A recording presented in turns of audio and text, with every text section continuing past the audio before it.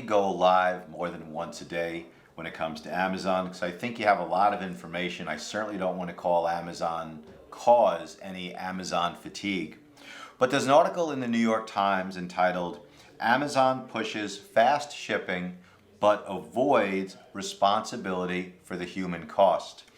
What the article talks about is how Amazon is using small shipping companies, sometimes with rented trucks, to deliver its products in that last mile, where Amazon is controlling the deliveries that are made, the routes that are taken, the hours that are worked, the speed at which these deliveries must be made. Yet Amazon is trying to avoid responsibility for when people get hurt. When truck drivers are given routes that they've never driven before and making left turns into oncoming traffic, where drivers are rushing to make sure they get their deliveries done, and where drivers are reporting in the New York Times that they can even be terminated if they don't get their deliveries done fast enough. So I want to talk about the 9-month-old that was killed when a driver was driving a 26-foot rented box truck to deliver products for Amazon, where an 85-year-old woman was killed, where a 22-year-old former Temple University student was crushed when when someone delivering products for Amazon made a left turn in front of his motorcycle. An 89-year-old former Macy's Herald Square saleswoman was hit, and an 89-year-old Pennsylvania grandmother was killed in front of an Outback Steakhouse. In all of these cases, according to the New York Times, Amazon is trying to avoid responsibility, despite the control that it maintained over the delivery process and over these drivers. There's cases mentioned in this New York Times article where companies went out of business and the drivers haven't been paid.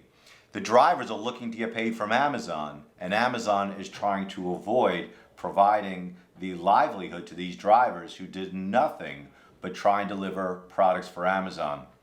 To me, this mimics sales tax issues, where Amazon controls where your products are, how many FBA warehouses they send your products to, how many states they send your products to, how many tax jurisdictions your products are delivered to, yet in many cases denies responsibility to collect and pay those sales tax. Also, it reminds me about how Amazon tries to avoid responsibility for products it purchases from Amazon vendors. Now, Amazon is clearly a Goliath, and there are certainly huge opportunities, but I think it's time that Amazon takes more responsibility and treats its Amazon sellers,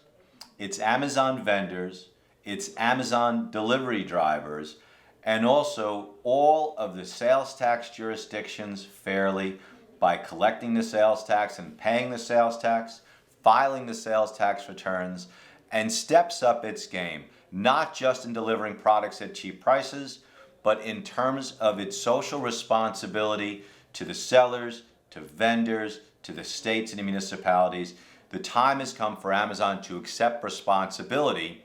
in light of the tremendous amount of profits it's making from all of you selling products on Amazon.